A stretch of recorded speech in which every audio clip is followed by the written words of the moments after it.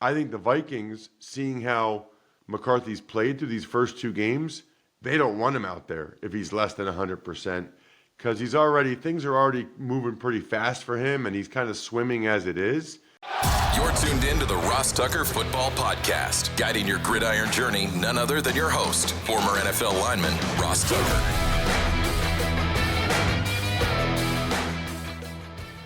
Oh, yeah, it is. But it's not just any Ross Tucker Football Podcast.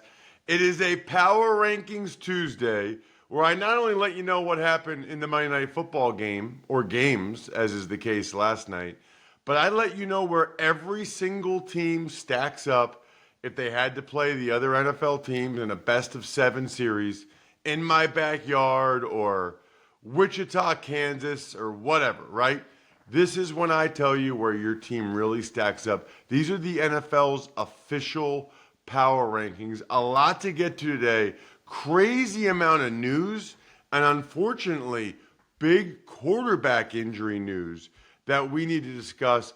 But first, we had 2 ball games last night. It's Big Show time. The Big Show. All right, Ross, the first game, the Tampa Bay Buccaneers, they get a touchdown in the closing seconds to beat the Houston Texans 20-19. What an awesome football game. I mean, a back and forth, hotly contested game between a couple of divisional champs last year. Really exactly what you're looking for in that situation. Nico Collins, by the way, had an insane touchdown catch for the Texans earlier in the game. Here's some of the things that jumped out to me. Emeka Ibuka, another touchdown, but then he had to get his groin and quad wrapped, and he did not look like the same guy. The Bucs suffer a couple of significant injuries. I don't know how bad the Luke Gedeke injury is, their right tackle, but that is an important one, especially with Wirfs already out.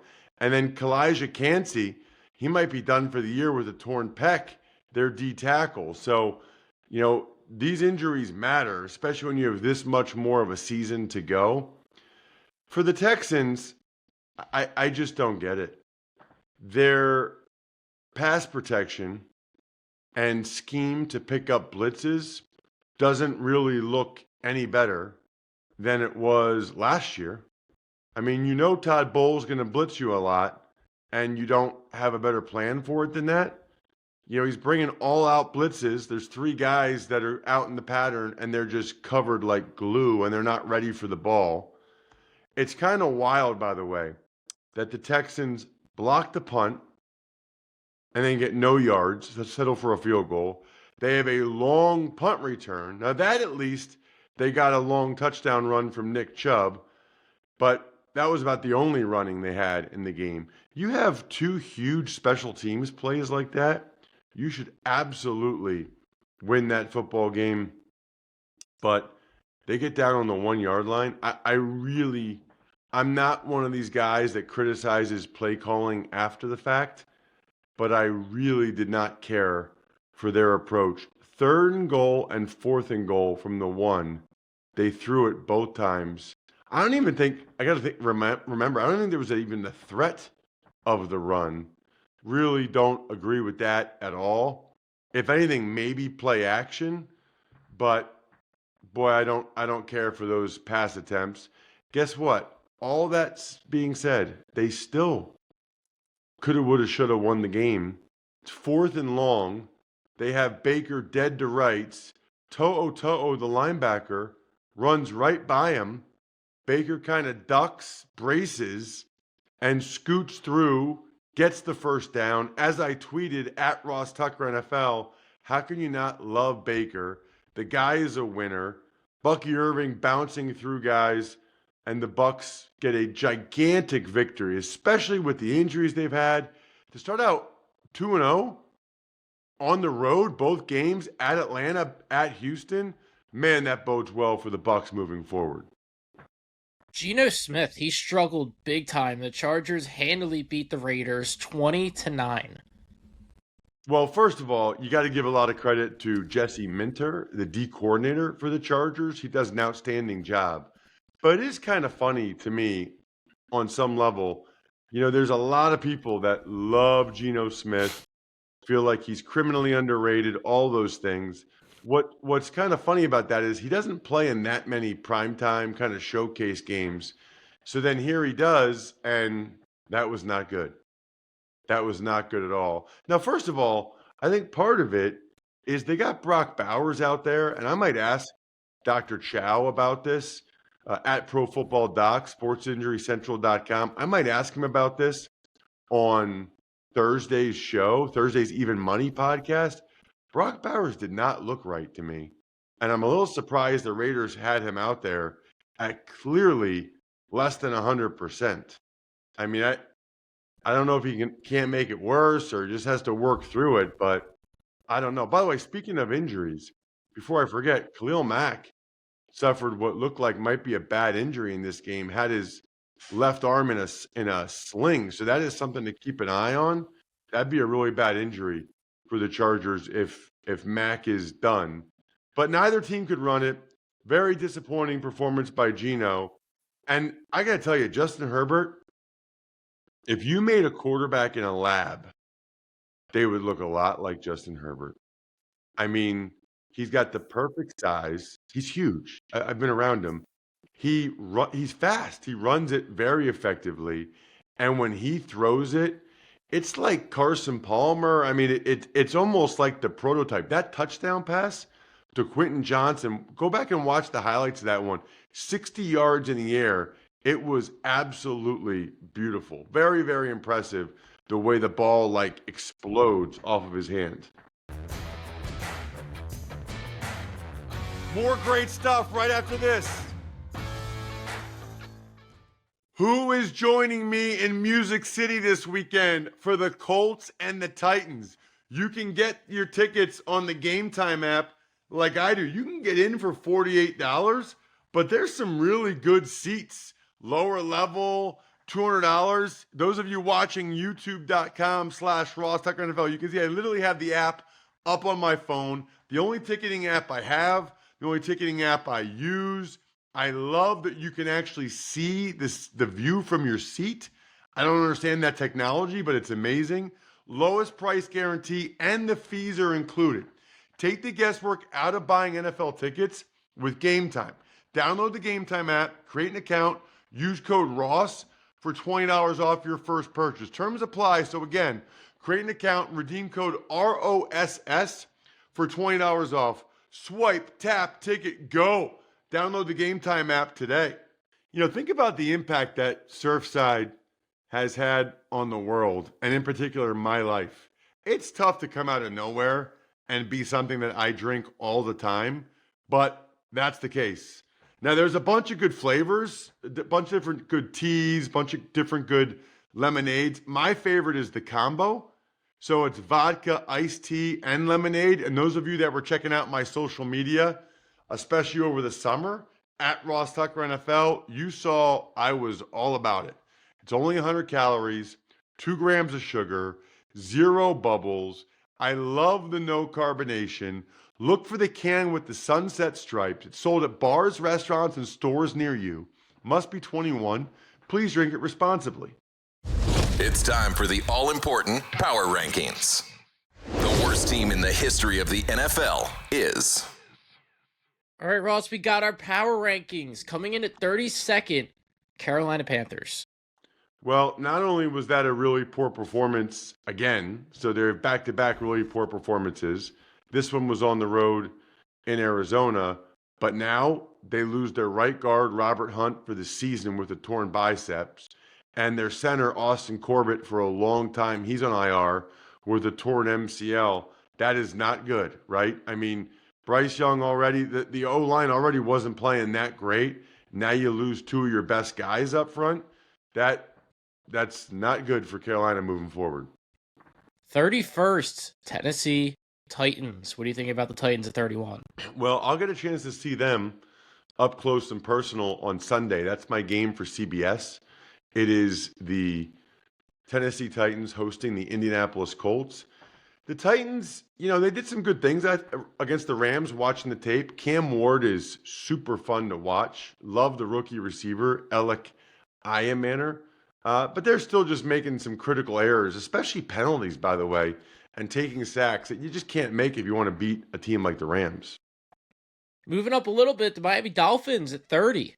Miami Dolphins, Miami Dolphins. I'm going to see them Thursday night. I got the Dolphins at the Bills Thursday night, Westwood One Radio. If you're driving around, you can listen to me calling that game.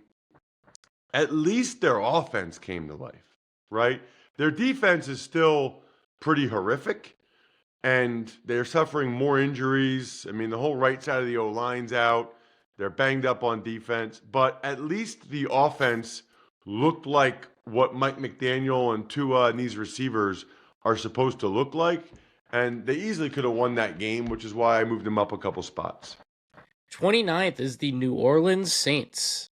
They've been competitive in both games, but they've still lost to teams that aren't exactly top 10 squads, right? So they're still home games, and they still lost both of them. Now, both of them are one-score games, so that's good. But they still lost, and they lost this last one to a beat-up Niners team with their backup quarterback. 28th, the Cleveland Browns. That was obviously a very disappointing performance. I don't think they're as bad as they looked in the fourth quarter against the Ravens. A lot of that was the turnovers, and I still think the Browns' defense is good enough that they'll be in most of these games. 27th, New York Jets. Jets, Jets. Well, so that now it's getting concerning, right? We'll see what happens with Fields' and concussion protocol. But at least you could hang your hat on the first week that the offense looked good. But in the second week, they couldn't do anything against a Bills defense that got shredded by the Ravens. So not a good feeling or sign if you're a Jets fan. Staying in New Jersey, 26th, New York Giants. You know, they're like the flip side of the Jets. You feel good about the Giants that at least they have some offense and that Brian Daboll can get some points, which is primarily Russell Wilson throwing deep balls to neighbors, Wan'Dale Robinson. The flip side is, with this D-line and some of the guys they have, how are they giving up that many points to the Cowboys? That defense should have played better than that. That should have been a win for the G-men. 25th is the Chicago Bears. Bears fans like my buddy, college roommate Kyle Brandt, getting very frustrated, and rightfully so. It's getting late pretty early for the Bears. I mean, it's only a couple weeks, but did you see progress from week 1 to week 2? Do you see a lot of progress from last year to this year? The Bears. 24th is the Jacksonville Jaguars. Well, so we talked about it yesterday. That was a super bad loss for them. Now they're saying Brian Thomas is dealing with an elbow injury of some sort. I got to tell you, some of those alligator arm catches were disturbing, like very disturbing. The one led to an interception, probably cost them the game. 23rd is the Minnesota Vikings. The Minnesota Vikings. So they got some bad stuff going on. So not only is Aaron Jones, their running back, likely out this week with a hamstring injury, but kind of out of nowhere, they're saying J.J. McCarthy might be out 2 to 4 weeks with a high ankle sprain, which means it would be Carson Wentz time. Very interesting here, Jack. I saw where Dr. Chow, again, I referenced him earlier, he comes on every week on Thursdays, the second Even Money podcast episode, and talks injuries. He said that he believes the Vikings are more or less hiding behind health here, which I tend to agree with. Now, that's not to say McCarthy isn't injured, but as Chow said, there's probably other quarterbacks that would play through this. I think the Vikings, seeing how McCarthy's played through these first 2 games, they don't want him out there if he's less than 100%. Because things are already moving pretty fast for him, and he's kind of swimming as it is. So to go ahead and have him out there at less than 100%, that's probably not a good idea either. But now this is 2 years, 2 injuries, and I think that they're going to sit him for a couple weeks for a reason. 22nd, Cincinnati Bengals. The Cincinnati Bengals. Listen, 2-0 is 2-0, but remember when I do these rankings based on how the team is right now. And how the team is right now is they don't have Joe Burrow, which means it's going to be an uphill climb. Browning did pretty well a couple years ago, but still not easy. Pittsburgh Steelers are at 21. Very, very surprised that the Steelers defense is performing this poorly through the first couple weeks. You know, they obviously need that group to be better than this if they're going to be, you know, they're typically at least competitive selves. And they have a lot of guys. Now, Joey Porter Jr. didn't play. That's a big loss. But they still have a lot of frontline guys, Watt and Ramsey and Hayward. Too many to be getting lit up like this.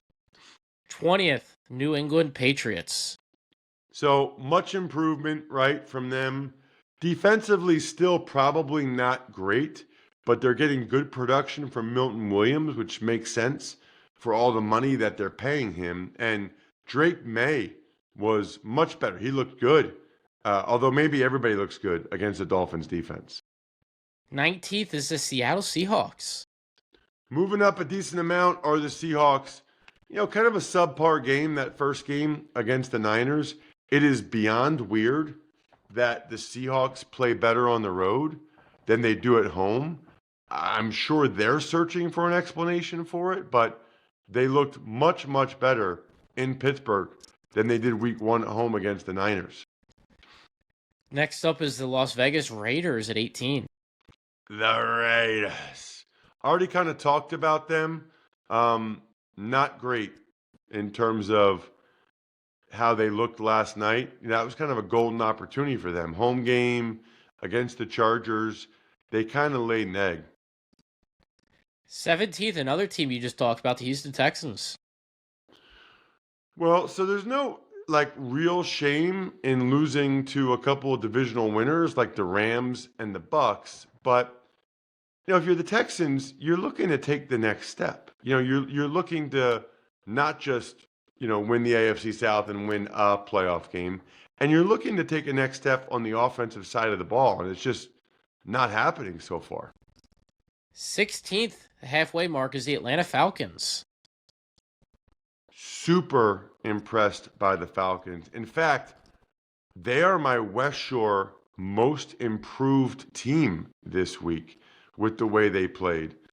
Most Improved Squad is presented by West Shore Home. They are the experts in improving your home.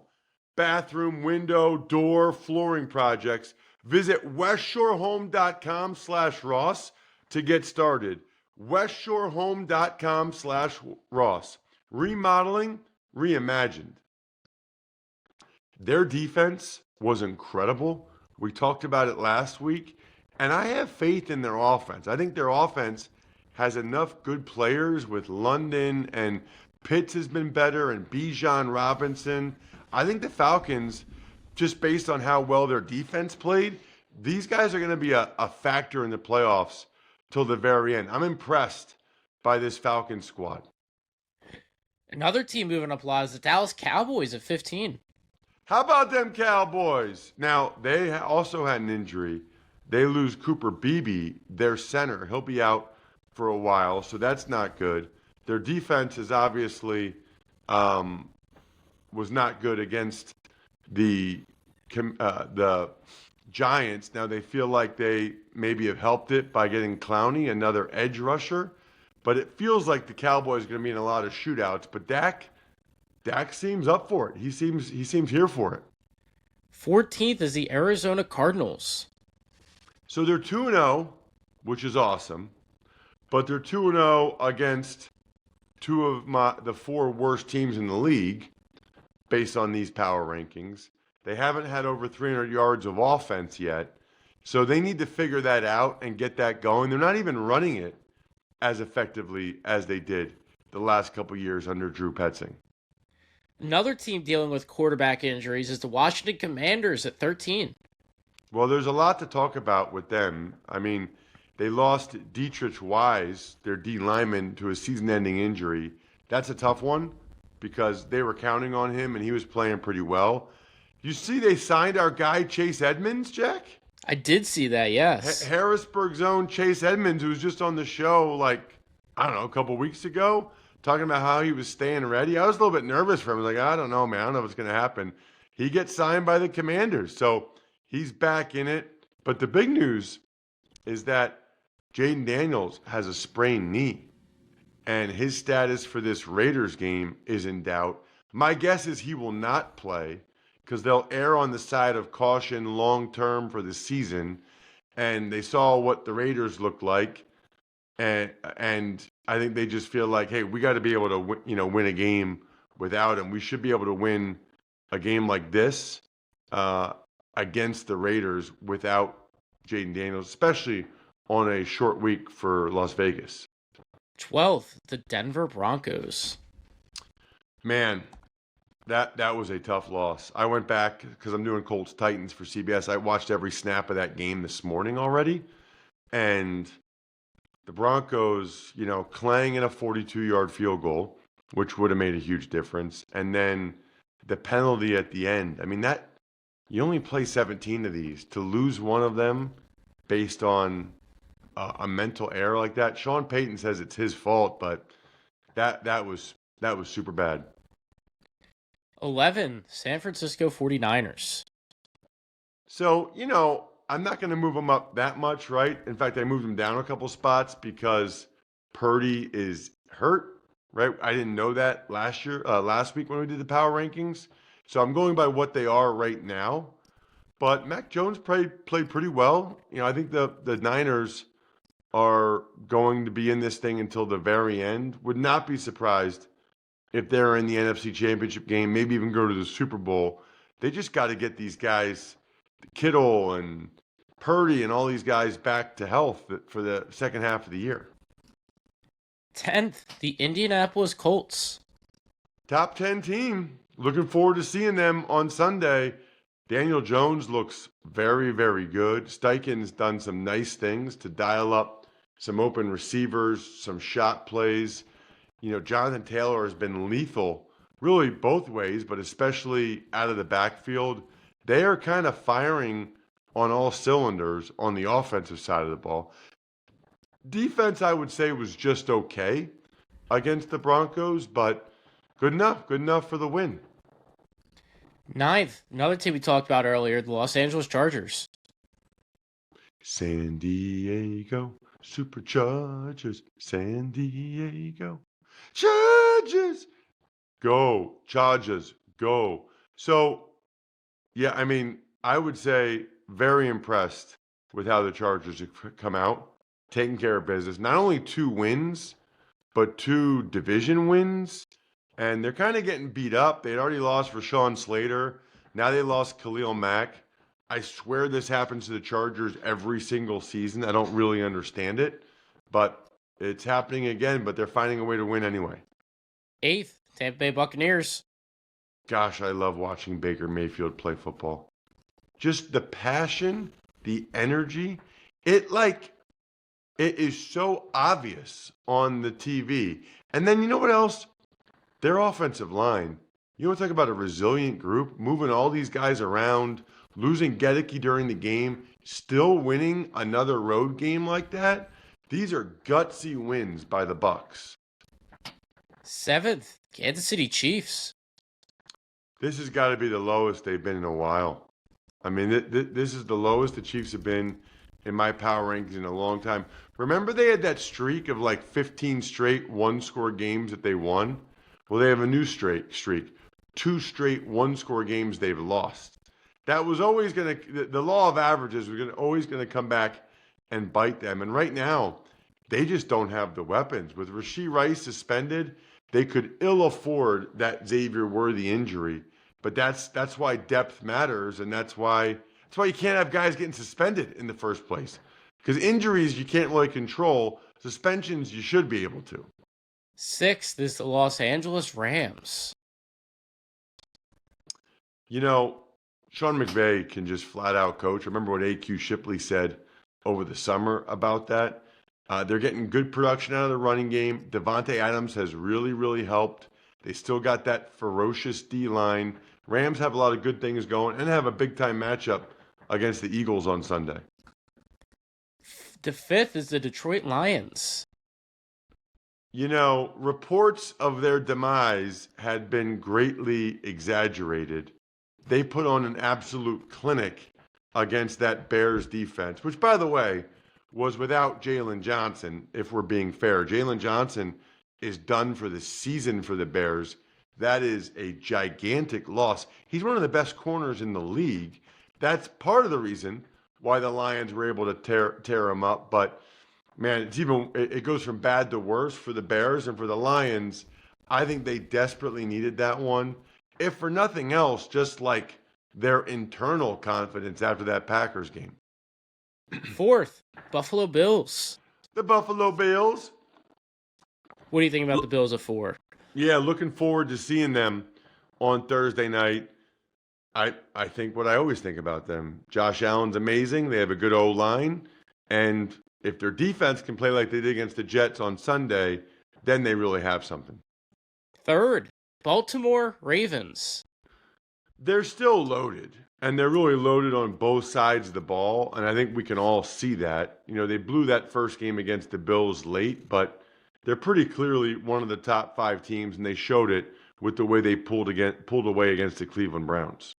Second, once again, is the Philadelphia Eagles. E-A-G-L-E-S, Eagles! So the Eagles, not exactly picking up where they left off on that epic playoff run, not looking nearly as good as they did during that stretch, but it's a new team, and it's a new offensive coordinator, and for a lot of these teams, you sort through in September, try to figure out what you really are, who you are, and guess what? They're winning even without playing their best, which is usually a really good sign. Ross's number one team, which is totally meaningless, but it's fun and will get many of you incredibly annoyed, is... And first, once again, is the Green Bay Packers. No surprise here. They are my Smirnoff number one team. Presented by Smirnoff, the official vodka sponsor of the National Football League. Smirnoff, please drink responsibly. The Smirnoff Company, New York, New York. Vodka, 40% alcohol by volume. Listen, the boost they've gotten mentally with having Micah Parsons, it's just really hard to overstate how important that is. You see, Keyshawn Nixon was asked why the Packers have so much swagger by the media. He said, we got Micah Parsons. That is a big reason why the Packers are playing with so much confidence, which is huge for any team, especially a team as talented as Green Bay. Other than that, we got Even Money podcast today. Check it out. Another winning week. I think we're done here. Thanks for tuning in to the Ross Tucker Football Podcast. Make sure to also check out Even Money, Fantasy Feast, and College Draft, all on the DraftKings Network, YouTube, or subscribe to the podcast on your favorite platform. Shout out myfrontpagestory.com. You guys know I'm a huge fan of myfrontpagestory.com, and I love sending you guys signed stuff in the mail. It's automatic if you get a story from myfrontpagestory.com, and then go ahead and forward me the sponsor confirmation so I know you got it and I can send you something. BackOfficeScheduler.com, HumanHeadNYC.com, Sporticulture, Pizza Boy Brewing.